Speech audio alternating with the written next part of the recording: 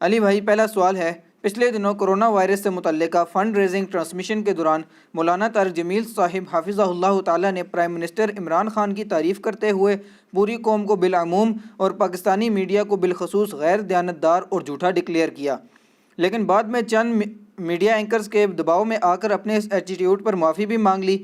اس کے باوجود دونوں سائڈز کے حامیوں کی جانب سے سوشل میڈیا پر خوب گالی گلوچ کا سلسلہ زور و شور سے جاری ہے۔ ایسی گمبھیر صورتحال میں علی بھائی کے موقف کا شدت سے انتظار ہے۔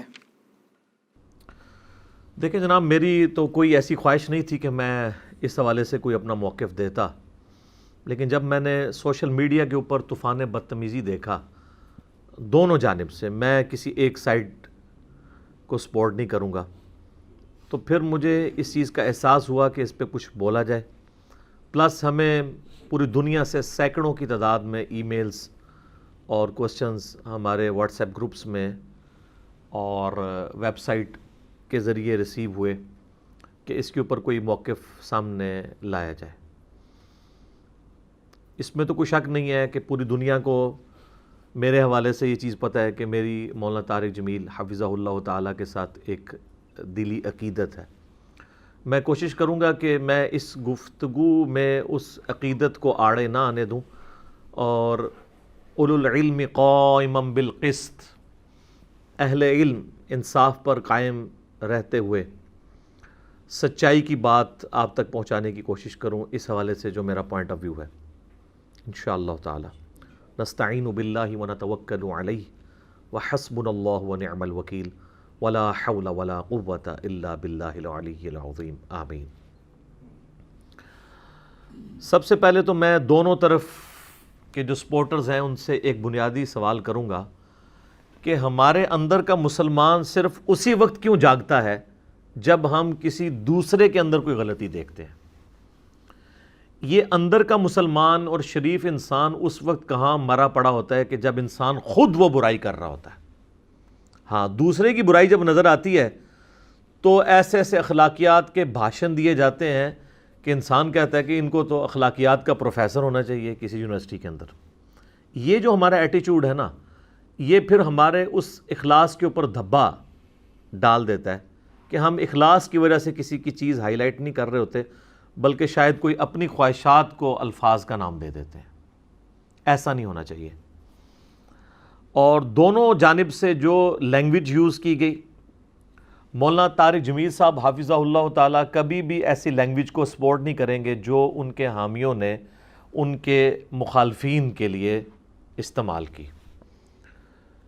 میری اس حوالے سے اس ایشو کے بعد مولانا طارق جمیل صاحب حافظہ اللہ تعالیٰ کے ساتھ فون پہ بات بھی ہوئی، تو وہ سیٹسفائی تھے۔ وہ کہہ رہے تھے کہ اگر کسی نے کوئی اس حوالے سے میرے خلاف کوئی چال چلی ہے تو اللہ تعالیٰ ایسا معاملہ ان کے اوپر خود ہی الٹ دے گا۔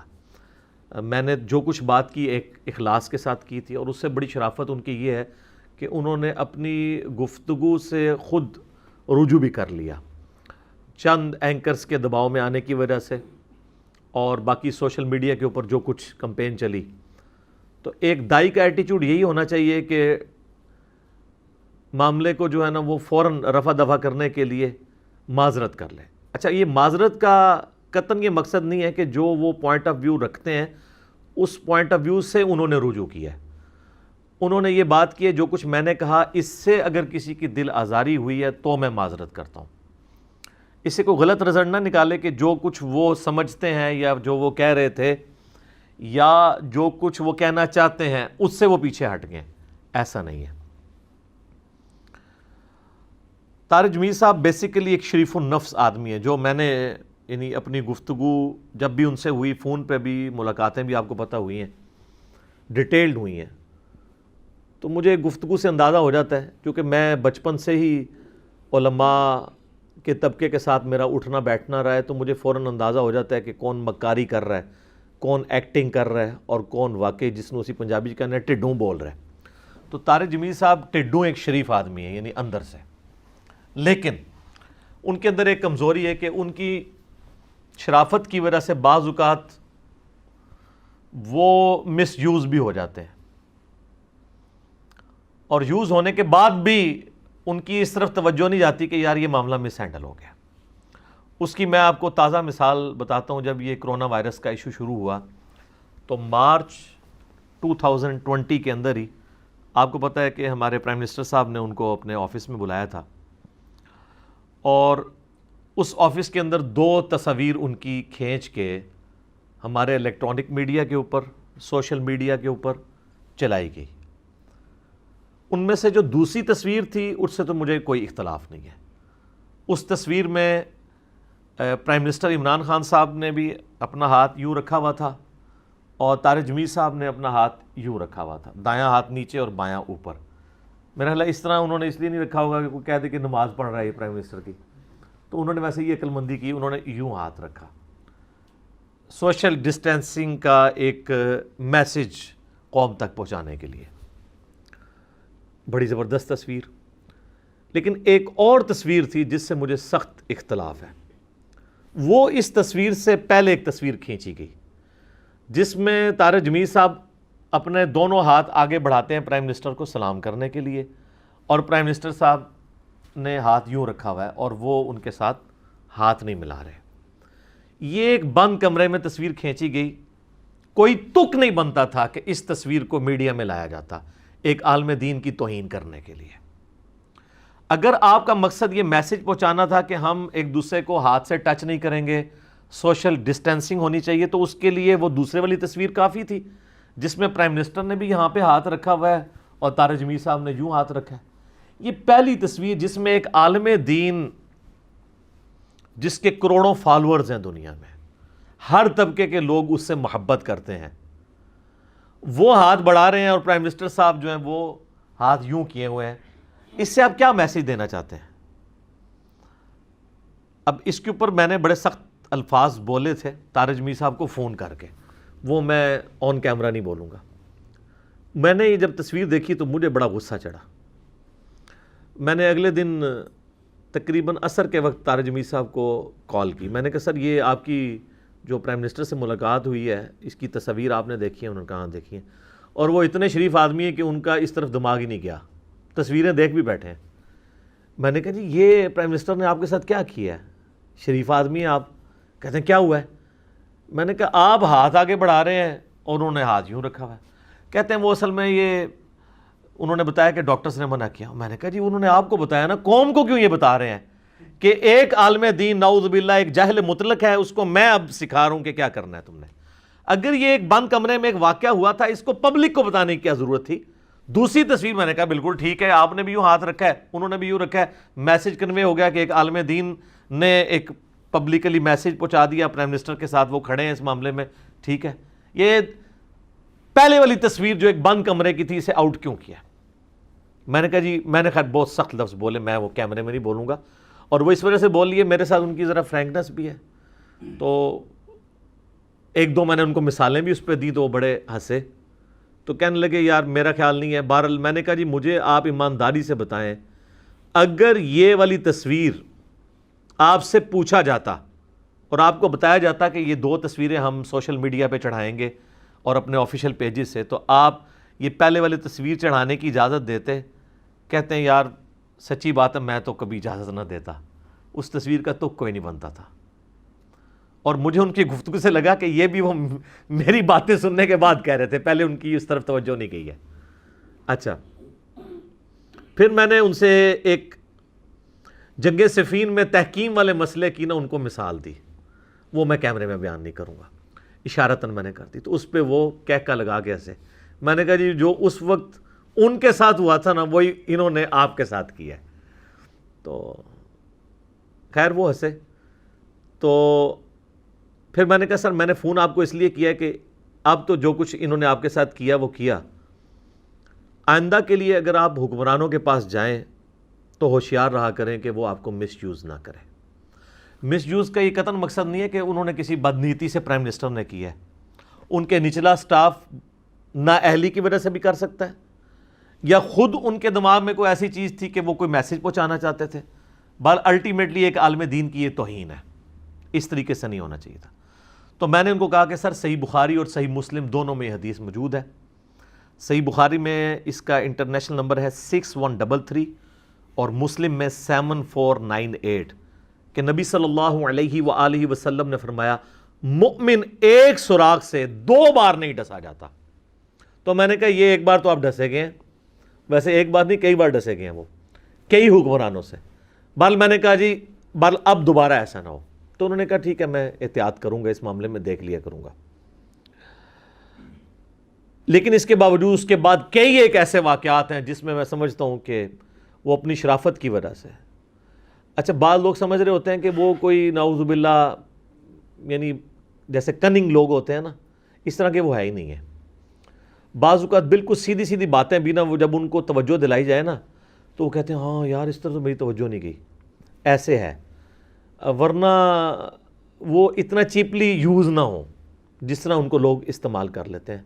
पहले के हुक्मरानों ने भी यूज़ किया, अब भी वो यूज़ हो रहे हैं। बाकी प्राइम मिनिस्टर जो उनको पॉजिटिव कामों के लिए यूज़ करते हैं बिल्कुल होना चाहिए, क्योंकि ऐसे लोग उम्मत के लिए नेमत होते हैं कि जिनको हर तबके के लोग पसंद करते हों, यानी लिबरल्स भी पसंद करते हों, मजहबी भी, फिर मजहबी कैटेगरी में फ़िरक़ों मुख्तलिफ़ फ़िरक़ों के लोग भी उनको सुनते हों। ऐसे लोग किसी कौम के लिए बड़ा एसेट होते हैं कि जिनकी बात एज ए बड़ा उनको मानते हुए लोग सुनते हों। तो उस एतबार से ज़रूर उनकी तरफ से मैसेज आना चाहिए। जैसे मैं समझता हूँ ये जो हमारी फ़ंड रेजिंग वाली ट्रांसमिशन हुई, मैं तो खैर इस ट्रांसमिशन के साथ ही एग्री नहीं करता था। यकीन करें कि मुझे बड़ा दुख हुआ, यानी बड़ा अजीब लग रहा था कि हमारे प्राइम मिनिस्टर साहब जो लोगों से पैसे मांग रहे हैं। प्राइम मिनिस्टर का स्टेटस इससे बहुत बुलंद है कि वो, और फिर पैसे इकट्ठे कितने हुए हैं वो आप देख लें। उतने पैसों की 2 या 3 कोठियाँ नहीं इस्लामाबाद में ख़रीदी जा सकती। तो वो तो वैसे मैं कहता हूँ प्राइम मिनिस्टर साहब किसी को फ़ोन करते उतने पैसे तो किसी ने वैसे ही दे देने थे। तो बहरहाल मुझे दुख हुआ कि ऐसा प्राइम मिनिस्टर को डिग्रेड नहीं करना चाहिए था। चलें उनकी अपनी आर्जी है कि वो समझते हैं कि मैं इस तरीके से मैसेज कन्वे करना चाहता हूँ। बाकी उस ट्रांसमिशन के दौरान तारिक जमील साहब की एक बात से तो मैं 100% एग्री करता हूँ, जो वो बेहयाई वाले इशू के ऊपर बोले हैं। और इसके बाद जब मेरी उनसे फ़ोन पे बात हुई तो मैंने उनसे स्पेशली पूछा है कि ये आपने बेहयाई के हवाले से इतनी स्ट्रिक्ट गुफ्तगू की है, अगरचे बाद में ट्विटर पे उन्होंने इसका माफ़ीनामा भी लिखा है कि भाई माफ़ीनामा इस तरह नहीं लिखा कि मैं वो गुफ्तगू वापस लेता हूँ, इस हवाले से कि अगर किसी की दिल आज़ारी हुई है तो मैं उससे माजरत करता हूँ। तो मैंने कहा आपको बाद में प्राइम मिनिस्टर ने कुछ कहा तो नहीं है कि आपने ये बेहयाई वाले मामले पे जो बात की है कि औरतें इस वक्त हमारा जो मीडिया है प्लस हमारे यूनिवर्सिटीज़ और कॉलेजेस के अंदर को एजुकेशन की वजह से और बाकी जो चीज़ें बेहयाई वाली हैं, तालीम के हम ख़िलाफ़ नहीं हैं लेकिन उसकी कोई लिमिट्स होनी चाहिए। तो कहते हैं नहीं, मुझे प्राइम मिनिस्टर ने इसमें कुछ इस एतबार से नहीं बात की है कि आपने कोई गलत कहा है। और मुझे लगता है वो बात बिल्कुल उनकी ठीक है, क्योंकि उससे चंद दिन बाद प्राइम मिनिस्टर ने यूट्यूबर्स को बुलाया हुआ था, पता नहीं इफ्तार के ऊपर, उसमें उन्होंने वही बातें रिपीट की जो उस दिन तारिक जमील साहब ने की थी बेहयाई के हवाले से। लेकिन जान के मान पाऊँ और पीटीआई के सपोर्टर्स के शर से बच सकूँ तो अर्ज़ करूँ कि ये हमारे मौलाना तारिक जमील साहब और प्राइम मिनिस्टर साहब को इन सारी बातों का ख्याल उस वक्त क्यों नहीं आया जब 2014 के धरनों में प्राइम मिनिस्टर इमरान खान साहब के सामने इस तरह की सैकड़ों बच्चियां गैर अखलाकी हरकतें कर रही थीं और सैकड़ों लड़के उन बच्चियों के साथ गैर अखलाकी हरकतें करने के लिए वहाँ पहुँचे हुए थे। काश उस वक्त भी ख्याल आता कि ये बेहयाई का जो तूफ़ान बदतमीज़ी बरपा है इस पर भी कुछ बोलना चाहिए। चलें, अगर उस वक्त ख्याल नहीं आया तो अब तो हो सकता है ना कि हम अपने उस माजी पे कहें कि यार उस वक्त जो बेहयाई वाला मामला हमारे ज़रिए हुआ था, हमसे मिस हैंडल हुआ, हमें नहीं करना चाहिए था। फिर तो हमें प्राइम मिनिस्टर के बारे में यकीन आ जाएगा कि वाकई वो बेहयाई को ख़त्म करना चाहते हैं। रहे तारिक जमील साहब तो उनके हाथ में तो सुल्तान नहीं है, यानी कमांड नहीं है, वो तो सिर्फ वाज कर सकते हैं जिस तरह मैं सिर्फ वाज ही कर सकता हूँ। लेकिन काश तारिक जमील साहब 2014 के धरनों में भी कोई इस तरह की स्टेटमेंट देते।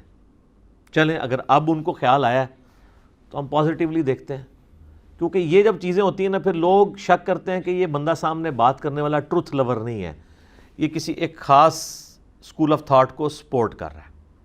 जिससे उन्होंने कहा कि प्राइम मिनिस्टर को तो ये वतन उजड़ा हुआ मिला है, حالانکہ وطن جن لوگوں نے اجاڑا ہے، جب وہ لوگ حکمران تھے تو طارق جمیل صاحب ان کے پاس بھی جایا کرتے تھے.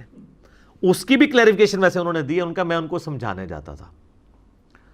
تو سر ان کو سمجھانے جاتے تھے تو ان کو بھی تھوڑا سا سمجھائیں کہ یہ بھی قوم کے ساتھ سچ بولیں.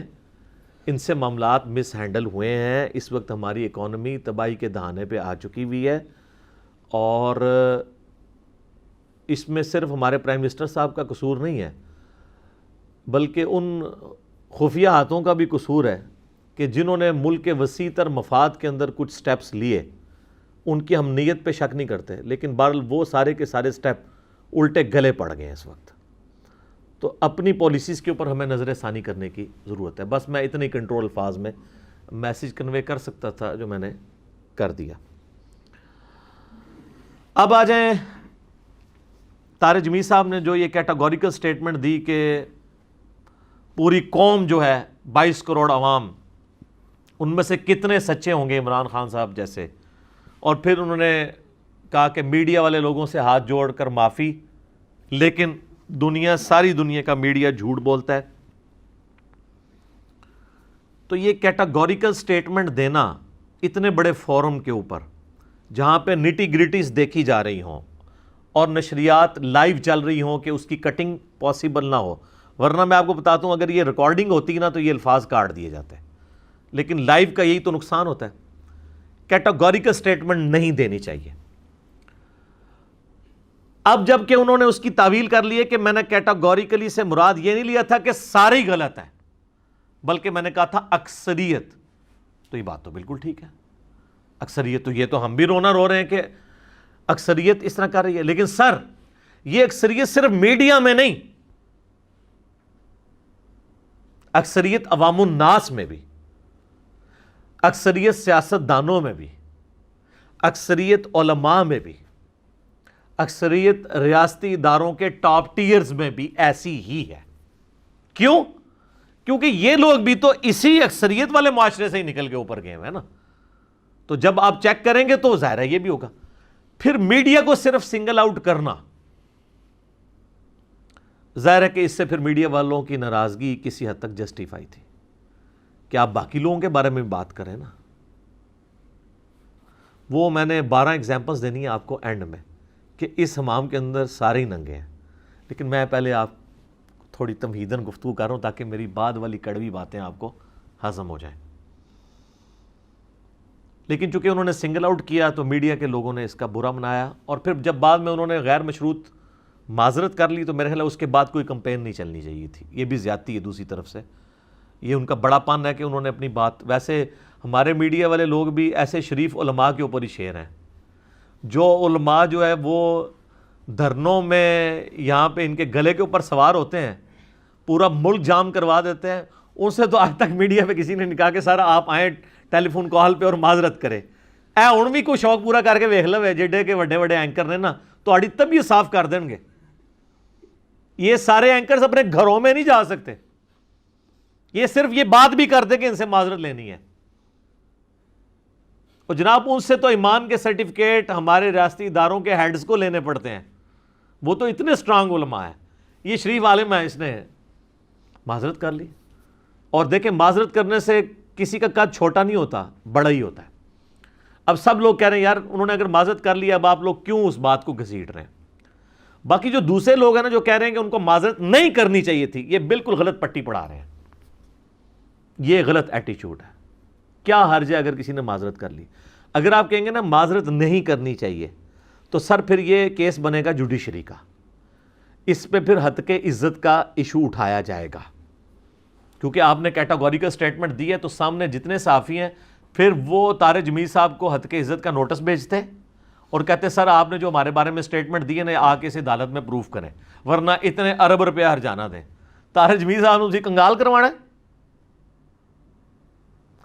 اور باقی انہوں نے جو کہا کہ ایک بہت بڑا میڈیا ہاؤس ہے جس کے مالک نے مجھے کہا کہ اگر ہم سچ بولیں گے تو ہمارا یہ میڈیا ہاؤس ہی بند ہو جائے گا. اب بڑے میڈیا ہاؤس تو اس وقت بہت سارے ہیں، اب ان میں سے کون ہے؟ اب جب ان سے پوچھا جا رہا ہے بتائیں تو وہ کہتے ہیں غیبت ہو جائے گی. تو معذرت کے ساتھ اگر آپ اتنی بڑی فین فالوئنگ رکھ کر بھی ایسے میڈیا ہاؤس والے بندے کو پبلک کے سامنے ایکسپوز نہیں کر سکتے، تو آپ میڈیا اینکر سے اور صحافیوں سے کیوں امید کرتے ہیں کہ وہ بڑے بڑے مگر بچوں کا نام لے کے انہیں ایکسپوز کریں؟ ان کی فیملیز نہیں ہیں، ان کو نہیں ڈر لگتا؟ دیکھنا تارج میسا بھی تو نام نہیں لے رہے نا، کیوں نہیں لے رہے؟ تو سچائی کے لیے ابھارنا کسی دوسرے کو یہ آسان ہوتا ہے، خود جب بولنا پڑے نا تو پھر پتہ چلتا ہے کہ یہ ذرا مشکل کام ہے، بلکہ بہت زیادہ مشکل کام ہے۔ اب طارج میر صاحب نے یہ جو سٹیٹمنٹ دی ہے کہ میڈیا جھوٹ بولتا ہے، عربی میں تغلیب کا ایک قاعدہ ہے کہ اکثریت کے لیے کیٹاگوریکل سٹیٹمنٹ آپ دے سکتے ہیں، اس میں اگر بڑے تھوڑے سے لوگ ایکسیپشن کے طور پہ ہونا تو آپ یہ کہہ سکتے ہیں، اور یہ عموماً ہم اپنی لینگویج میں کہتے ہیں، ہم کہتے ہیں نہیں یار پوری قوم ہی بے ایمان ہے، ہر بندہ ہی 2 نمبر ہے، یہ ہر پاکستانی کہتا ہے، جو خود بھی ہوتا ہے، اور وہ اس وقت کہتے ہوئے اپنے آپ کو شامل نہیں کر رہا ہوتا۔ جب اس سے پوچھیں اچھا یار تم نے کہا پوری قوم 2 نمبر، تم بھی کہا نہیں جی میں تو ہمیشہ سچی گال کری دی ہے، تو پھر کہو تم نے پوری قوم، اوہ نہیں یار پوری قوم نہیں، مراد یہ اکثریت۔ تو طارج میر صاحب کی اس بات کا مطلب یہی تھا، لیکن چونکہ جس فورم پہ تھے، جتنی بڑی وہ شخصیت ہیں، ان کو الفاظ کے چناؤ میں تھوڑی، یعنی میں اس طرح اگر بولوں تو چل جاتا ہے، کیونکہ ظاہر ہے میرے مزاج سے بھی سب لوگ واقف ہیں، تو طارج میر صاحب کا تو مزاج ایسا ہے نہیں ہے نا، وہ تو انٹروورٹ ہے اور میں ایکسٹروورٹ ٹائپ بندہ ہوں، میں جب یہ بولوں گا نا تو اس کا مطلب اور ہوگا، ان جیسا بندہ بولے گا تو مطلب کچھ اور نکلے گا، لہٰذا ان کی معذرت کر لینا یہ ان کے حق میں بہتر تھا، بہت اچھی بات ہے۔ اب یہ طارج میر صاحب کا یہ کہنا کہ میڈیا سچ نہیں بولتا، میڈیا جھوٹ بولتا ہے، میرے نزدیک اصل سوال یہ نہیں ہے، اصل سوال یہ ہے کہ میڈیا جھوٹ کیوں بولتا ہے، میڈیا سچ کیوں نہیں بولتا؟ یہ جو کیوں ہے نا یہ اصل سوال ہے۔ یہ تو سارے کہتے ہیں میڈیا جھوٹا، میڈیا سچ نہیں بتاتا، ٹھیک ہے، کبھی کسی نے یہ اس کو روٹ کاز انالیسس کیا کہ یہ کیوں ہوتا ہے ایسے؟ یہ میں آپ کے سامنے اب رکھتا ہوں۔ میں نے اس کے اوپر بڑی برین سٹارمنگ کی تو میں اس رزلٹ پہ پہنچا کہ اس کیوں کے 5 جواب ہیں۔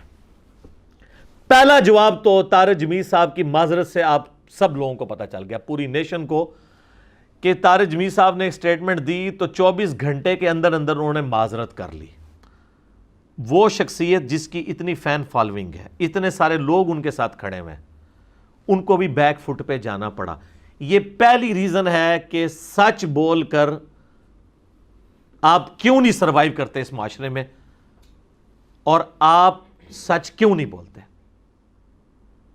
سچ کڑوا ہوتا ہے، الحق مر، عربی میں ایک محاورہ ہے، ٹروتھ از آلویز بٹر۔ ہاں یہ بٹر ہوتی ہے جس کے خلاف جاری ہوتی ہے، جس کے حق میں جاتی ہے اس کے لیے تو بہت میٹھی ہوتی ہے۔ تو یہ کیوں کا پہلا جواب۔ کیوں کا دوسرا جواب ہے کہ طاقتور سیاسی لیڈرز، طاقتور بزنس مین، اور خصوصاً جو پراپرٹی ڈیلرز ہیں، آپ کو پتہ چل جائے گا پراپرٹی ڈیلر جب میں کہہ رہا ہوں تو میں کس کی طرف اشارہ کر رہا ہوں۔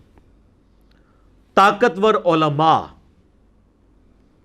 اور طاقتور ریاستی ادارے، ادارہ نہیں ادارے، وہ آپ کو پتا ہے کہ طاقتور ریاستی ادارے اس وقت کون کون سے ہیں۔ یہ لوگ برا مان جاتے ہیں، اس لیے سچ بولنا مشکل ہے، اور جھوٹ کی آمیزش کر کے ایسی بات کرنی پڑتی ہے جس سے ان کے نرم و نازک دل دکھ نہ جائیں۔ یہ کیوں کی دوسری وجہ۔ کیوں کی تیسری وجہ ہے کہ یہ سارے طاقتور لوگ جو ہیں وہ ایسے اینکرز کو، ایسے صحافیوں کو، ایسے میڈیا گروپس کو اور ایسے اخبارات کو دھمکیاں لگاتے ہیں کہ اگر یہ کیا نا، ہماری خبر چھاپی نا، پھر دیکھ لینا۔ یہ لوگوں کو مشورہ دینا بڑا آسان ہے، کتنے صحافی شہید ہوئے ہیں اس کام میں۔ آپ کو اگر برے لوگ نظر آ رہے ہیں تو اچھے لوگ نہیں ان میں نظر آ رہے؟ کالی بھیڑیں تو ہمارے ریاستی اداروں میں بھی ہیں، سیاستدانوں میں بھی ہیں، تو میڈیا والے لوگوں کو آپ کیٹاگوریکل ڈینائی کر رہے ہیں۔ ان لوگوں نے اپنی زندگیاں دی ہیں اس کام کے لیے. میں پرسنلی کئی لوگوں کو جانتا ہوں, بڑے اخلاص کے ساتھ وہ یہ کام کر رہے ہوتے ہیں, اور بعض اوقات بڑی دلیری کرتے ہیں. ڈاکٹر شاہد مسعود سے میں سخت اختلاف رکھتا ہوں, لیکن ایک اس کی نیکی اس قوم کے ساتھ جس کو میں آج بھی یاد کرتا ہوں.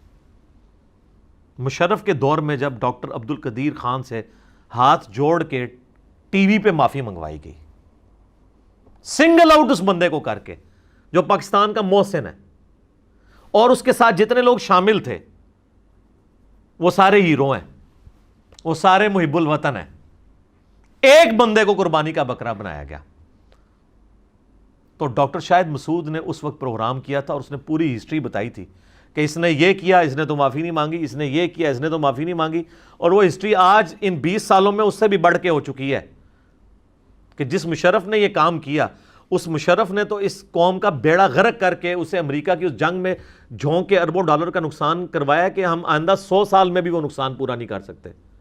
تو مشرف سے تو کسی نے معافی نہیں منگوائی ہے, لیکن مشرف صاحب نے ڈاکٹر عبد القدیر سے معافی منگوائی. تو اس وقت کتنے میڈیا کے لوگ جو ہیں وہ دلیری کر کے اس کے ساتھ کھڑے ہوئے ہیں. بڑا مشکل کام ہے. ڈاکٹر عبد القدیر کے ساتھ چند لوگ ہی کھڑے ہوئے تھے نا. اگر کوئی سمجھتا ہے نا تو آج کوئی بول کے بتائے, تو یہ بات کرنی آسان ہوتی ہے. کیوں کا چوتھا جواب یہ ہے کہ ایسے جو سچے صحافی ہیں ان کی فیملی پکچرز سوشل میڈیا پہ عام کر کے ان کی کردار کشی کا سلسلہ شروع ہو جاتا ہے. ایون بعض کا جعلی پکچرز بھی بنا دی جاتی ہیں. خود طارق جمیل صاحب کی کتنی بیہودہ پکچرز لوگوں نے وہ دھڑ کچھ اور جوڑ کے سر جوڑ کے بنائی ہوئی ہیں. اور میں کہتا ہوں اگر جینون بھی ہوں کسی کی ذاتی زندگی کو اس طریقے سے پبلکلی ہائی لائٹ کرنے کی آپ کو ضرورت ہی نہیں ہے, جبکہ وہ پبلک اکاؤنٹ ہولڈر بھی نہیں ہے. اگر ہو بھی تب بھی فیملی پکچرز نہیں آنی چاہیے, اس کے کام سے ریلیٹڈ بات ہو سکتی ہے. کیوں کا پانچواں جواب یہ ذرا سخت ہے کہ ایسے جتنے سچے صحافی اور میڈیا کے لوگ ہیں نا, ان پر بعض اوقات گستاخ کا فتویٰ لگوا دیا جاتا ہے, بعض اوقات غدار وطن کا فتویٰ لگوا دیا جاتا ہے, اور اس کا انجام یہ ہوتا ہے کہ کئی لوگ بےچارے اپنے نوکریوں سے ہاتھ دھو بیٹھتے ہیں. کئی لوگوں کی پٹائی کروائی جاتی ہے نامعلوم افراد کے ذریعے. وہ نامعلوم افراد کسی مذہبی جماعت کے بھی ہو سکتے ہیں, کسی ریاستی ادارے کے بھی ہو سکتے ہیں, کسی سیاستدان کے پالتو بھی ہو سکتے ہیں. وہ تو پھر پتہ ہی نہیں چلتا ہوتا ہے, نامعلوم ہے. وہ سٹارٹ ہی نامعلوم ہوتے ہیں, اینڈ تک نامعلوم ہی رہتے ہیں. اور بعض اوقات کئی صحافیوں کو اپنی جان سے بھی ہاتھ دھونا پڑتا ہے, ایسا بھی ہو جاتا ہے. تو سر یہ 5 وجوہات ہیں کہ جو میڈیا کھل کر سچ نہیں بول سکتا, اور بعض اوقات جھوٹ کی آمیزش اسے کرنی پڑتی ہے. لیکن بعض اوقات ظاہر ہے کہ ان کی اپنے مال پانی کی گیم بھی ہوتی ہے, ریٹنگ والا بھی چکر ہوتا ہے. کالی بیڑے تو ہر جگہ موجود ہیں, اس میں صرف میڈیا تو نہیں ہے سر, باقی سب لوگ بھی جو کچھ کر رہے ہیں وہ اپنے عیوب کو چھپانے کے لیے کیا کیا کام کرتے ہیں ہمیں سب نظر آ رہا ہوتا ہے. کس طریقے سے جعلی اکاؤنٹس کھول کے سوشل میڈیا کے اوپر ٹرینڈز چلوائے جاتے ہیں. جب آپ لوگ یہ جھوٹے ٹرینڈ چلوا رہے ہوتے ہیں تو اس ہمام میں تو سارے ہی ننگے. اب جو میڈیا کے لوگ ہیں نا, میں جو سمجھتا ہوں نا, ان کا اصل جو ان سے معاملہ مس ہینڈل ہوتا ہے, جو ان کا اصل جرم ہے, جو لوگ کرتے ہیں, سب کی میں بات نہیں کر رہا, وہ یہ ذرائع کی جھوٹی خبروں پر اعتبار کر لیتے ہیں. یہ اکثر آپ دیکھتے ہیں نا, ذرائع سے پتہ چلا ہے. یار اگر ذرائع نے آپ کو خبر غلط دی ہے, آئندہ اس ذرائع پہ اعتماد نہ کریں. اچھا بعض اوقات میں آپ کو بتاؤں ذرائع کی خبر ٹھیک ہوتی ہے, لیکن وہ خبر جب عام ہوتی ہے نا, تو جہاں سے خبر نکلی ہوتی ہے نا, ان کا موقف چینج ہو گیا ہوتا ہے, اس کی وجہ سے وہ خبر غلط ہو جاتی ہے. اس طرح کی کئی مثالیں پاکستان کے اندر موجود ہیں. خبر ٹھیک ہوتی ہے, لیکن جب وہ پبلک ریاکشن سامنے آتا ہے نا, تو پتہ چلتا ہے یار وہ تو خبر ہی غلط تھی. وہ خبر نہیں غلط ہوتی, خبر ٹھیک ہوتی ہے. انہوں نے اپنا موقف بدل لیا ہوتا ہے. لیکن بعض اوقات غلط خبر بھی ہوتی ہے. تو ان کے لیے میں عرض کروں گا, میڈیا کے لوگوں کے لیے خصوصاً, سورہ آل عمران کی آیت نمبر 61 ہے, لعنت اللہ علی الکاذبین, جھوٹوں پر اللہ کی لعنت. اور لعنت کا مطلب پتہ کیا ہے؟ اللہ کی رحمت سے دور. یہ لعنت کا لغوی معنی یہ ہے جو ڈکشنری کے اندر اصطلاح کے طور پر یوز کیا جاتا ہے کہ یہ اللہ کی رحمت سے مایوس، دور۔ صحیح بخاری اور صحیح مسلم دونوں میں ایک حدیث موجود ہے، بخاری میں 6094 اور مسلم میں 6637، کہ نبی علیہ السلام نے فرمایا جھوٹ بولنے سے بچو، جھوٹ گناہ کی طرف لے جاتا ہے، انسان جھوٹ بولتا رہتا ہے، اس کے نامہ اعمال میں گناہ چڑھتے رہتے ہیں حتیٰ کہ وہ گناہ اسے جہنم تک لے جاتے ہیں، اللہم اجرنا من النار۔ اور آدمی مسلسل جھوٹ بولتا رہتا ہے یہاں تک کہ اللہ کے ہاں کذاب لکھ دیا جاتا ہے، پکا جھوٹا۔ اور اس کا سائملٹینیس کنٹراسٹ اسی حدیث میں ہے کہ نبی علیہ السلام نے فرمایا کہ سچ بولو، سچ نیکی کی طرف لے جاتا ہے اور نیکی جنت کی طرف لے جاتی ہے۔ انسان سچ بولتا رہتا ہے یہاں تک کہ اللہ کے ہاں صدیق لکھ دیا جاتا ہے۔ کتنا بڑا ٹائٹل ہے صدیق۔ ہم سیدنا ابوبکر صدیق رضی اللہ تعالیٰ عنہ علیہ السلام کے لیے یہ ٹائٹل کے، آپ بھی صدیق بن سکتے ہیں۔ سچ بولنے کی عادت ڈالیں۔ جھوٹ کے والے سے تو درجنوں مجھے بخاری مسلم کی اور ترمذی ابو داؤد میں کئی حدیثیں زبانی یاد ہیں، لیکن وہ ٹاپک دوسری طرف چلا جائے گا، میں نے نمائندہ حدیث آپ کے سامنے رکھ دی۔ اب آ جائیں اس ٹاپک کی طرف، یہ ذرائع والا۔ سورۃ الحجرات کی آیت نمبر 6 ہے، یا ایھا الذین آمنوا ان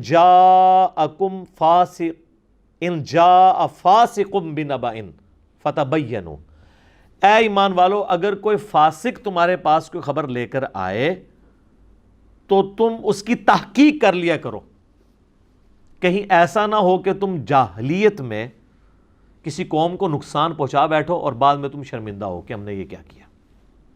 یہاں پہ پوری قوم کو ظاہر نقصان پہنچایا جا رہا ہوتا ہے اس حوالے سے۔ تو اللہ تعالیٰ میں کہ فاسق کی خبر نہیں قبول کرنی، اور اکثر ذرائع جو ہوتے ہیں نا وہ فاسقین ہی ہوتے ہیں، نہ انہوں نے کبھی نماز پڑھی، نہ ان کو جھوٹ سچ کی تمیز، نہ ان کو اکاؤنٹیبلٹی کا کوئی ڈر، نہ اللہ کی اکاؤنٹیبلٹی کا کوئی ڈر، اور وہ ہوتے ہیں ذرائع، وہ تو جو مرضی آپ کو بیان کر دیں۔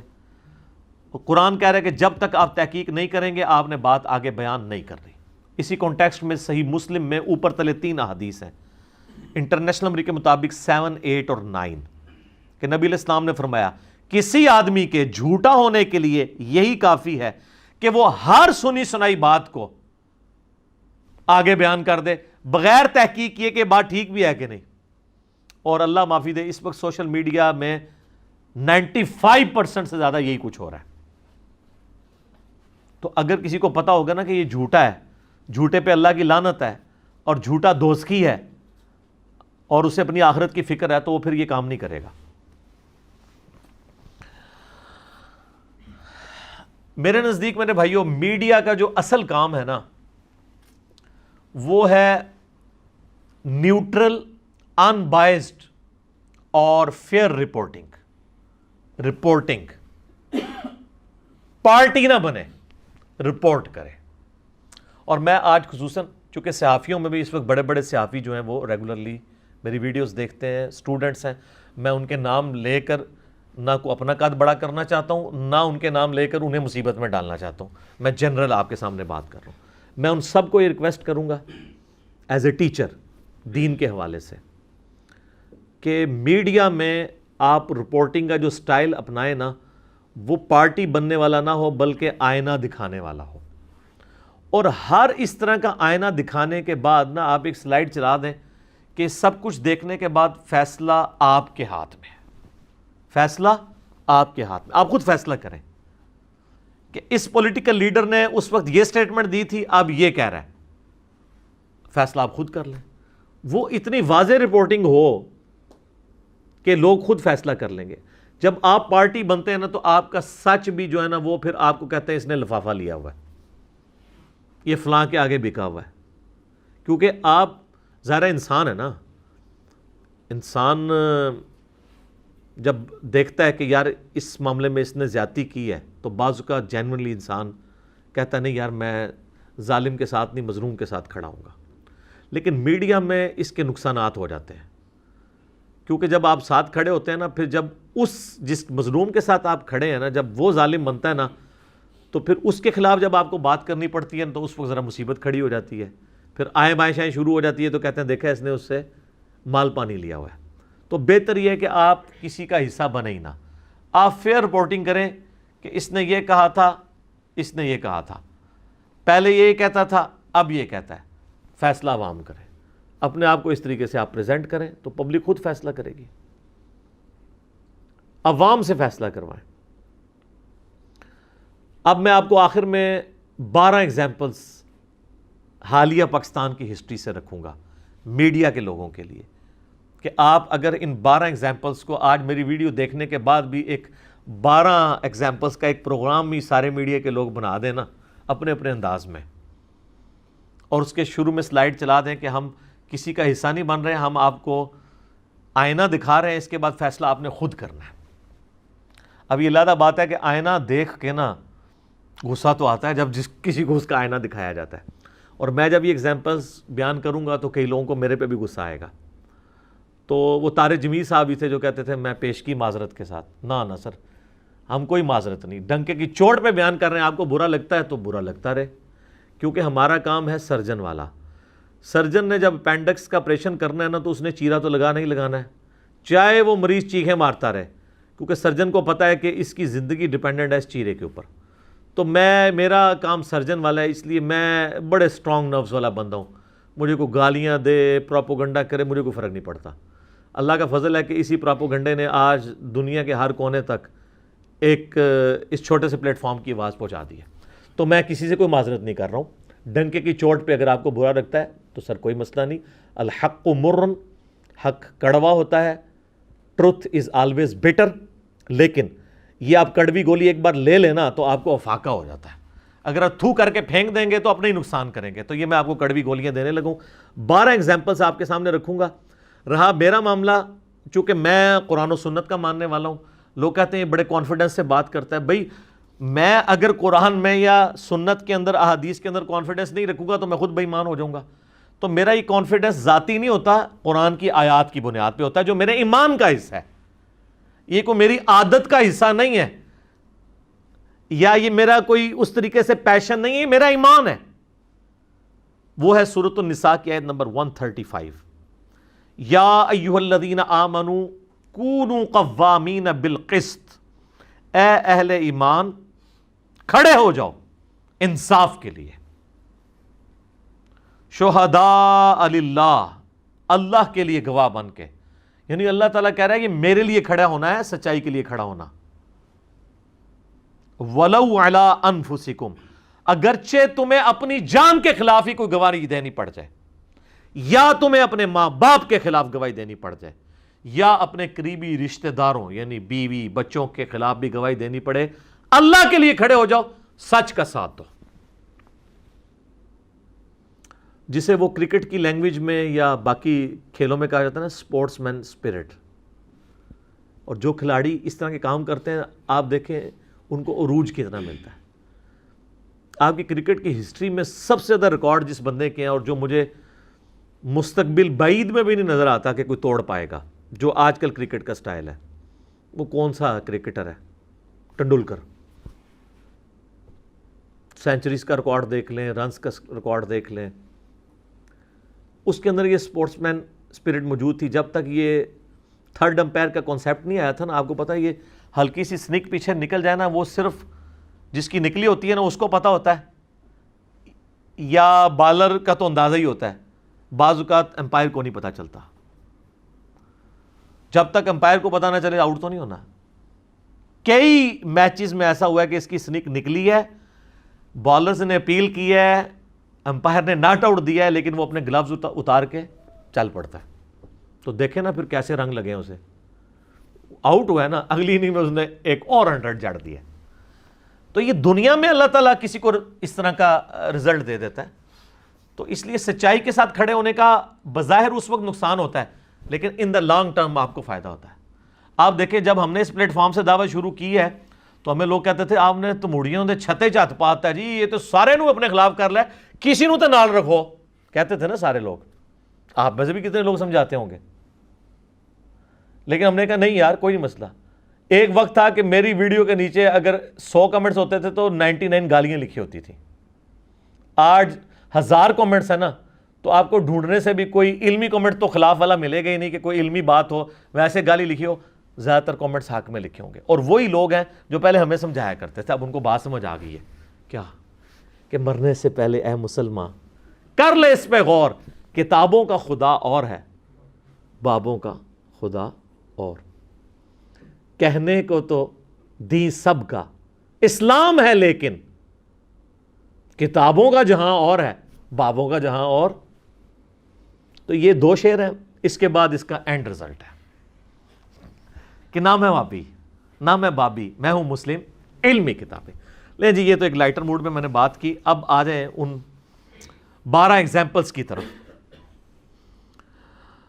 پہلی ایگزامپل جو میڈیا والوں کو دکھانی چاہیے کہ ہمارے ایک ایکس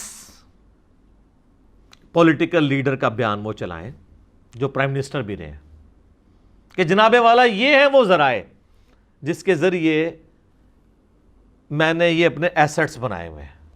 آپ کو پتا نا, ایک پرائم منسٹر نے پارلیمنٹ میں تقریر کی تھی, تو ان کا یہ بیان دکھایا جائے, اور اس کے بعد ان کی جو عدالت میں جو انہوں نے بیان جمع کروایا ہے وہ بھی پبلک کو دکھایا جائے, کہ جس میں کہا گیا وہ تو ہمارا سیاسی بیان تھا, عدالتی بیان تو یہ ہے جس میں ایک وہ قطری خط ٹپک پڑا تھا. اس کے بعد پبلک خود فیصلہ کرے گی, آپ کو اس کے خلاف گالی گلوچ کرنے کی ضرورت نہیں, پبلک خود فیصلہ کرے گی کہ یار یہ غلط بیانی کیوں کی انہوں نے. ایگزامپل نمبر 2, ہمارے موجودہ پرائم منسٹر صاحب کے بارے میں. آپ ان کی پرانی ذرا ویڈیوز دکھائیں جس پہ انہوں نے نجم سیٹھی صاحب کے اوپر 35 پنکچر کا الزام لگایا کہ انہوں نے جناب دھاندلی کروائی 35 حلقوں میں. اور اس کے بعد آپ عدالت میں ان کا بیان جو انہوں نے جمع کروایا جس میں انہوں نے حد کے عزت کا, جب نجم سیٹھی صاحب نے مقدمہ کیا تو انہوں نے ریٹن میں معافی مانگی اور کہا کہ وہ تو میں نے بس اس طریقے سے, میں نے بھی میڈیا پہ سنا تھا تو میں نے ایک سیاسی بیان کے طور پہ جڑ دیا, میرے پاس اس کا پروف تو ہے ہی کوئی نہیں ہے. تو پھر پبلک خود فیصلہ کرے گی کہ ہمارے لیڈرز کس طریقے سے پولیٹیکل گینز کے لیے سٹیٹمنٹس دے دیتے ہیں, بعد میں اس بندہ ڈی فیم ہو جائے, اس کو لوگ گالیاں نکالیں, اس چیز کی پرواہ نہیں رہتی ان کو. ایگزامپل نمبر 3, آپ دکھائیں کہ ایک ادارے نے 2014 کے دھرنوں میں بڑی میٹھی میٹھی اور سویٹ قسم کی اعلامیے اور ٹویٹس جاری کیے کہ دھرنے والوں کے ساتھ بڑے اچھے طریقے سے بیہیو کرنا چاہیے, یہ بھی ہمارے ملک پاکستان کے شہری ہیں اور ان کے ساتھ کوئی غلط ایٹیٹیوڈ اڈاپٹ نہ کیا جائے. جب ہماری 2014 کی پولیٹیکل جماعت کا دھرنا ہو رہا تھا ڈی چوک کے اندر, اور پھر آپ بعد میں دکھائیں کہ 2019 میں جب ایک اور پولیٹیکل مذہبی جماعت نے اسی دھرنے والی جماعت کے حکومت میں آنے کے بعد ان کے خلاف دھرنا کیا, تو اس کے لیڈر جب تقریر کرتے تھے تو ہر تقریر کے بعد یہاں سے ٹویٹس آنا شروع ہو جاتی تھی کہ جی ہمارے ادارے کو آپ سیاست میں نہ گھسیڑیں, ہم یہ نہیں کر رہے ہیں اور ہم حکومت کے ساتھ کھڑے ہیں, چونکہ ادارہ حکومت کے انڈر ہوتا ہے تو جو پرائم منسٹر حکم دیں گے ہم اس کے مطابق چلیں گے. تو پھر عوام فیصلہ کرے گی کہ 2014 میں یہ ادارہ پرائم منسٹر کے انڈر نہیں تھا 1973 کے آئین کے تحت, اور 2019 میں یہ پرائم منسٹر کے انڈر آ گیا, خود بخود لوگوں کو پتہ چل جائے گا. ایگزامپل نمبر 4, جب ہمارے ایکس پرائم منسٹر صاحب کو ایک پارٹی کا صدر چنا گیا, ان کے صادق اور امین کی ڈگری کینسل ہونے کے بعد نااہل ڈکلیئر کیا گیا, تو دوسری پارٹی نے کہا دیکھیں جی نااہل بندہ تو کوئی عہدہ رکھ نہیں سکتا, ہم تو اسے عدالت میں چیلنج کریں گے. عدالت نے جب کہہ دیے صادق اور امین نہیں ہے تو آپ یہ ان کا بیان چلائیں. اس کے بعد آپ چلائیں کہ اسی عدالت نے ان کی پارٹی کے ایک بہت بڑے عہدیدار کو جب نااہل ڈکلیئر کیا تو وہ ان کی جب حکومت بنی تو اسی بندے نے اپنے جہاز میں وہ سارے بندے بھر بھر کے اسی نااہل نے پرائم منسٹر ہاؤس میں بیٹھ کے ابھی تک سارے معاملات کو اور پنجاب کے معاملات کو چلا رہا تھا, اور وہ کہیں گے جی دیکھیں جناب پہلے یہ کہتے تھے دوسروں کے نااہلوں کے بارے میں اور اپنے نااہل کو اپنے بغل میں رکھا ہوا ہے انہوں نے. عوام خود فیصلہ کرے گی. 5ویں ایگزامپل, آج سے 5-7 سال پہلے اگر ہمارے اس وقت کے پرائم منسٹر کہتے تھے کہ ہمیں اپنے گھر کی صفائی کرنی چاہیے, نان اسٹیٹ ایکٹرز کے بارے میں اب دنیا کی نظریں ہم پر ہیں, ہمیں کسی نان سٹیٹ ایکٹر کو یہاں پہ جگہ نہیں دینی چاہیے. چلیں جس زمانے میں دی اس وقت ہمارے مفادات کچھ اور تھے, اب دنیا بدل چکی ہے. تو آپ کو پتہ ہے کہ اس وقت کیا بات کی گئی, یہ تو غدار وطن ہے, یہ تو لوگوں کو خود بتا رہا ہے کہ یہ ہو رہا ہے, ہمارے ملک کے اندر نان سٹیٹ ایکٹر موجود ہیں, تو یہ آپ چلائیں. اس کے بعد آپ موجودہ پرائم منسٹر کی پوری دنیا میں جو تقریریں ہیں کہ ہم نے یہ دہشت گرد پالے, ہم نے یہ دہشت گرد پالے, ہم یہ کرتے رہے, وہ چلا دیں. اور جب ایف اے ٹی ایف کا شور بچا تو وہ گھر کی صفائی کرنے والی ساری باتیں ہم نے ریٹن میں مانی کہ ہم یہ نہیں کریں گے سر, ہم یہ نہیں ہونے دیں گے, ہم مانتے ہیں کہ ہم یہ کریں گے, ہم جو ہے وہ ان کے خلاف مقدمات چلائیں گے اور ان کو جیلوں میں ڈالیں گے, اور ڈال بھی دیا. میں نہیں اس میں پڑھتا صحیح ڈالا غلط ڈالا, یہ میں اس وقت ڈسکس نہیں کر رہا, لیکن ایک ہی بندے کے دو رخ آپ لوگوں کو دکھائیں. ایگزامپل نمبر 6, کچھ سال پہلے جب کبھی انڈیا سے دوستی کی بات کی جاتی تھی کہ یار دونوں غریب ملک ہیں, لڑیں گے مریں گے تو مارے جائیں گے, یار ہمیں اپنی اکانومی کی طرف توجہ دینی چاہیے, ہمیں بارڈر کھولنے چاہیے, تجارت عام ہونی چاہیے, یہ کرتارپور بارڈر کو بھی کھولا جائے سکھوں کے لیے. قادیانی والے مسئلے میں تو میں سپورٹ بالکل نہیں کرتا, ابھی تک حکومت ڈینائی کر رہی ہے, لیکن کوئی خبریں اچھی نہیں آ رہی ہیں. لگ رہا ہے کہ یہ قادیانیوں کو بھی اکوموڈیٹ کر رہے ہیں, اور اس پہ اگر کرتے ہیں تو یہ ظلم کریں گے. میری اس پہ پہلے بھی ویڈیو آ چکی ہے. سکھوں والا معاملہ ایک الگ تھا. تو اس وقت جب یہ بات کی گئی تو کہتے تھے, کیا کہتے تھے جی, مودی کا جو یار ہے غدار ہے, غدار ہے. اب جو لوگ اس وقت یہ باتیں کرتے تھے تو میڈیا کو چاہیے اب دکھائے کہ جناب یہ وہی سارے کام یہ لوگ کر رہے ہیں, اور اس حد تک کر رہے ہیں کہ یہ فونوں پہ فون ملاتے ہیں اور وہ مودی ان کا فون اٹھانے کا روادار نہیں ہے. اور جب ان کو سمجھاتے ہیں کہ اپنے آپ کو اتنا نہ گراؤ تو اب وہ کہتے ہیں نہیں نہیں امن ہونا چاہیے. اور ہمارے موجودہ پرائم منسٹر صاحب کی تقریر رکھی ہوئی ہے کہ اگر ہم لڑیں گے تو لڑ مر کے تو کچھ نہیں نکلے گا رزلٹ, ہمیں تو یہ کرنا چاہیے. تو آپ دکھائیں کہ جناب ایک ہی بندہ ہے, اس کی دو مختلف حالتوں میں دو مختلف سٹیٹمنٹس موجود ہیں. ایگزامپل نمبر 7, آپ کو پتہ ہے نا پچھلی حکومت میں ریلوے کے کچھ حادثات ہوئے, تو اس وقت جو ریلوے کے منسٹر ہیں انہوں نے کہا جی وہ باہر کے ملکوں میں تو ایک حادثہ ہو جائے تو وہ منسٹر استعفیٰ دے دیتا ہے. یہ آپ دکھائیں ان کی پرانی ویڈیو. اور اس دور میں پاکستان کی ہسٹری کے سب سے زیادہ حادثات ہوئے ہیں کسی بھی وزیر کے ٹینور کے اندر, 1-1.5 سال کے اندر, 2 سال کے اندر. اب اس سے جب استعفیٰ مانگا جاتا ہے وہ کہتے ہیں کہ پاکستان میں تو رواج ہی نہیں استعفیٰ دینے کا. یہ وہ بندہ کہہ رہا ہے جو اس وقت کہہ رہا تھا کہ ہمیں استعفیٰ دینا چاہیے, تو یار رواج نہیں ہے تو تم ٹرینڈ سیٹر بنو نا, سب سے پہلے تم اپنا استعفیٰ رکھو. اور اس سے بڑھ کے اس نے پبلکلی جھوٹ بولا کہ تبلیغی جماعت کا سلنڈر پھٹنے کی وجہ سے تیز گام میں آگ لگی. اور آپ کو یاد ہوگا کہ میں نے اسی دن کہہ دیا تھا, میرے سامنے ویڈیوز آ گئی تھی, میں پہلا بندہ تھا, ابھی تحقیق سامنے نہیں آئی تھی, مجھے ادھر جو عینی شاہدین تھے اس ٹرین کے انہوں نے کہا تھا جی شارٹ سرکٹ ہوا ہے, اس کی وجہ سے ڈبے میں آگ لگی ہے, اس آگ لگنے کی وجہ سے سلنڈر پھٹا ہے. ویسے سلنڈر نہیں ساتھ لے کے جانا چاہیے, سلنڈر لے کے جانا بھی ریلوے کی نااہلی ہے کہ انہوں نے کیوں جانے دیا ادھر سے. تو اس وقت کہہ رہے تھے یہ تبلیغی جماعت کو خام خواہ سپورٹ کر رہا ہے. اچھا اب تو ان کی آفیشیل آپ کو پتا ہے رپورٹ پبلک ہو چکی ہے جس میں پتا چلا کہ سرکٹ کی وجہ شارٹ سرکٹ کی وجہ سے آگ لگی تھی. تو اس وزیر ریلوے کا استعفیٰ نہیں آیا. تو آپ اس کے پرانے بیان اور نئے والے چلائیں اور آگے لکھیں, فیصلہ آپ کے ہاتھ میں. دیکھیں ہم میڈیا والوں کو طریقہ بتا رہے ہیں, ویسے یہ ساری باتیں ان کو پتہ ہے, لیکن یہ اتنا آسان نہیں ہے چلانا. یہ تو سوشل میڈیا ہے نا کہ یہ چیزیں چل جاتی ہیں, وہ لوگ میڈیا پہ نہیں چلا سکتے کیونکہ ان کے مفادات جڑے ہوئے ہیں. ان کو اشتہارات حکومت سے ملنے ہوتی ہیں, وہ حکومت کہتی ہے روٹی پانی بند کر دیں گے.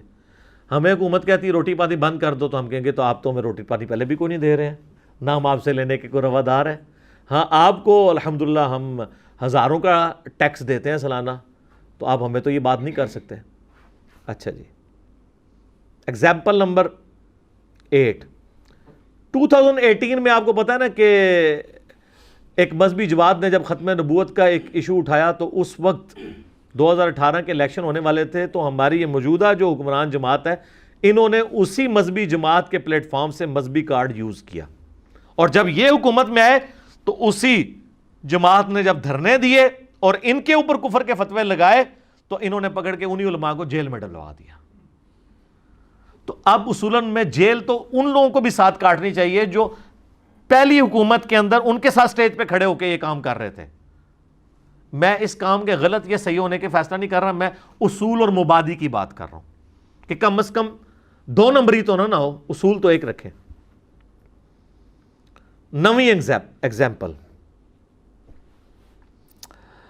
آپ کو پتہ ہے ہمارے ایکس پرائم منسٹر کو ایک عدالتی فیصلے کے ذریعے پاناما والے ایشو کے اندر فارغ کیا گیا. بہرحال وہ جو اقامہ اور جو کچھ ہوا وہ تو عوام کو اب پتہ چل گیا کیا تھا. تو اس وقت یہ کہا گیا جب اسی پرائم منسٹر ایکس کی طرف سے اور ان کے سپورٹرز کی طرف سے پاکستان کی عدالتوں کے بارے میں غلیظ زبان استعمال کی گئی, تو یہ موجودہ ہمارے حکمرانوں نے ہمیں کہا کہ نہیں, عدالتی فیصلوں کا تو احترام ہونا چاہیے, اس طرح کی کوئی زبان استعمال نہیں کرنی چاہیے. یہ تو بڑی غلط بات ہے. دیکھیں سب سے بڑی عدالت نے فیصلہ دے دیا ہے, تو اس طرح کی زبان, واقعی میں بھی کہتا ہوں زبان نہیں استعمال ہونی چاہیے. اختلاف رائے آپ کر سکتے ہیں, لیکن جس طرح پچھلی حکومت نے عدالتوں کے بارے میں غلیظ زبان استعمال کی نا, وہ انتہائی غیر اخلاقی رویہ ہے. اس کے بعد آپ بعد والا ایک معاملہ دکھائیں ان کو کہ جب اس حکومت میں ایک فوجی سابقہ ڈکٹیٹر کے خلاف فیصلہ آیا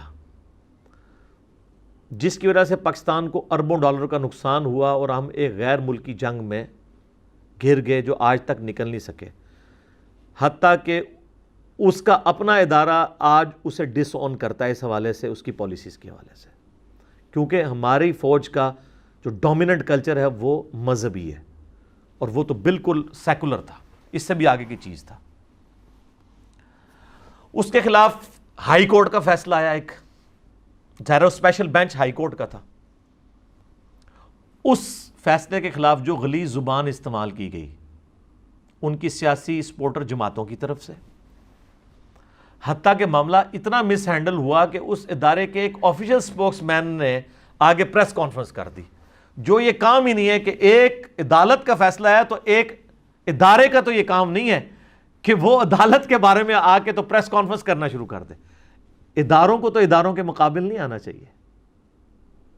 اور اس میں انہوں نے وہ فضائل و برکات سنانے شروع کر دیے, اور اس میں ایک پیرا مس ہینڈل ہوا تھا, اس کو پکڑ کے تو انہوں نے نیٹی گریٹیز کرنی شروع کر دی اور کہا کہ جی جج کا تو دماغی توازن ٹھیک نہیں ہے, ہم اس کے خلاف جو ہے پٹیشن دائر کریں گے. آج تک نہیں نہ کی تھی, اور پتہ ہی تو ہی فارغ ہو جانی ہے پٹیشن. اس طرح تو نہیں ہوتا کہ آپ کے حق میں فیصلہ ہے تو جج کا دماغ ٹھیک, اور آپ کا دماغ ٹھیک کرے کوئی جج تو اس کا دماغ خراب. یہ تو نہیں ہونا چاہیے. اچھا, تو یہ لوگوں کو دکھائیں کہ عدالتی احترام کتنا ہے ان لوگوں کے اندر. پہلے یہ کرتے ہیں, بعد میں اپنے خلاف آئے تو یہ کرتے ہیں, اور اس میں ایک سیاسی جماعت بھی انوالو ہوئی اور اداروں کے لوگ بھی استعمال ہوئے. 10ویں ایگزامپل, ہماری موجودہ حکومت ہمیں کہا کرتی تھی پچھلی حکومت کے زمانے میں کہ جناب یہ وزیر جو کرپشن میں پکڑے جا رہے ہیں ان کو چوکوں میں ٹانگیں, اور ہم جب حکومت میں آئیں گے تو دھرنوں سے ہم کنٹینر سے روزانہ ہی آواز سنتے تھے, میں ان کو چوکوں میں ٹانگوں گا. اور بعد میں دکھائیں کہ ان کے اپنے حکومتی وزیروں کی جب کرپشن نکلی ہے تو ان کی رپورٹیں بھی پبلک نہیں ہونے دے رہے, اور وہ بھی جس طریقے سے پہلی رپورٹ بھی پبلک ہوئی ہے نا, وہ چوری ہو گئی تھی اس لیے پبلک ہوئی ہے. سزائیں پھر بھی نہیں ہوئی ہیں, بلکہ ان کے عہدے جو ہے نا چینج کیے گئے ہیں یا بہتر عہدے ان کو دے دیے گئے ہیں. تو یہ بتایا جائے پہلے یہ کہتے تھے, جب اپنی باری آئی ہے تو اب یہ کر رہے ہیں. 11ویں ایگزامپل, ایک مذہبی جماعت نے 2019 کے اندر, آپ کو پتا ہے کہ ادھر دھرنا دیا, تو ایک ادارے کی طرف سے روزانہ جو تقریر ان کا لیڈر کرتا تھا نا, اس کے جواب آنے شروع ہو جاتے تھے کہ دیکھیں جی آپ ہمارے ادارے کو جو ہے نا وہ سیاست میں نہ گھسیڑیں, اگر آپ لوگ ڈیسائیڈ کریں گے تو ہم تو الیکشنز میں بھی اپنا کوئی حصہ نہیں لیا کریں گے, یہ تو سول حکومت ہمیں الیکشنوں کے لیے بلاتی ہے تو ہم جاتے ہیں, ہم نہیں جائیں گے. اچھا, کچھ عرصے بعد موجودہ حکمران جماعت کے ایک سٹنگ منسٹر نے ایک فوجی بوٹ لا کے 22 کروڑ عوام کے سامنے ٹیبل کے اوپر رکھ دیا, اور جو اس نے غلیظ زبان استعمال کی چاٹنے والی, اور اس نے کہا جی, اور وہ صحافی بھی آپ دیکھیں یار, اس صحافی کو سننے والوں کو ابھی بھی شرم نہیں آئی کہ یار اس نے اپنے سامنے کیا تماشا لگوایا. اس نے اس کو کہا کہ یہ چمک رہا اتنا کیوں ہے، یعنی ان دونوں کی ملی بھگت تھی، وہ جو لینگویج یوز کر رہے ہیں نا، ٹھیک ہے. اس طرح کے صحافی ہمارے لیے رول ماڈل بنے ہوئے ہیں. یا وہ صحافی جو پراپرٹی ڈیلر سے پلاٹ لیتے ہوئے جن کی ویڈیوز لیک ہو جاتی ہیں، آج وہ آگے لوگوں کو سچائی کے بھاشن دے رہے ہیں یوٹیوب کے اوپر آ کے. کبھی ایک چینل پہ جاتا ہے، کبھی دوسرے پہ جاتا ہے، اور ریٹنگ دیکھ لیں اس کی کتنی عمر ہے. آپ اس سے ہی اندازہ لگا لیں یہ قوم کیا سننا چاہتی ہے. سارے صحافیوں کے چینلز کو اس کا چینل پیچھے چھوڑ گیا. تو آپ دیکھ لیں کہ ہماری قوم کی ایجوکیشن کیا ہے، ہم کس طرح کے لوگوں کو جو ہے وہ اپنے اوپر سوار دیکھنا چاہتے ہیں. تو اس نے کہا یہ چمک رہا کیوں ہے، انہوں نے کہا جی یہ چاٹ رہے ہیں اس لیے چمک رہا ہے. اس پہ کوئی اس ادارے کی طرف سے ٹویٹ نہیں آئی ہے کہ یار تم سٹنگ منسٹر ہو کے ایک ادارے کو متنازع بنا رہے ہو اور تم نے لا کے ایک فوجی بوٹ لا کے ٹیبل کے اوپر رکھ دیا ہے. کوئی ٹویٹ نہیں آئی ہے. تو یہ آپ عوام کو بتائیں کہ ان کا رویہ دو مختلف لوگوں کے بارے میں اس سے زیادہ سویر کنڈیشن آ جاتی ہے تو یہ لوگ خاموش بیٹھ جاتے ہیں، اور اس سے کم آتی ہے تو یہ فوراً ایک تقریر کے ایک جملے کا جواب آ رہا ہوتا ہے ٹویٹ میں، تو یہ لوگوں کو فرق پتہ چل جائے گا. اچھا ویسے تھوڑی خام خیالی ہے کہ وہ کرن گے، لیکن چلو کم از کم ہمارا کام تو ہے نا لوگوں کو ہم بتا دیں. 12ویں ایگزامپل، ہمارے پرائم منسٹر صاحب نے ہمیں دھرنوں میں ایک بات بڑی یاد کروائی تھی کہ جب لیڈر ٹھیک ہوتا ہے نا تو نیچے سارے سیدھے ہو جاتے ہیں. ہم اس وقت بھی کہتے تھے سر اس سے نہیں ہوتا.